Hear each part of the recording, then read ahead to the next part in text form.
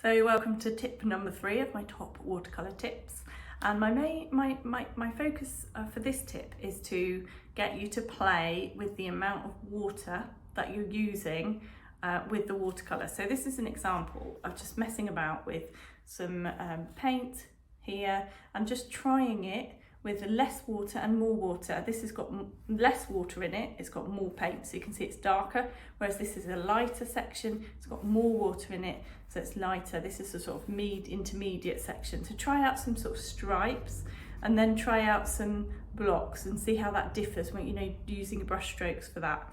And I always liken watercolours a bit to orange squash. So orange squash, obviously you get the dilution of orange squash can really vary. So if you've got very tiny amount of orange squash and loads of water, you obviously have a much weaker concentration of orange squash. That's a bit like this. And the stronger, the more orange squash you have and the less water, you get a much darker, deeper, intense orange squash flavour.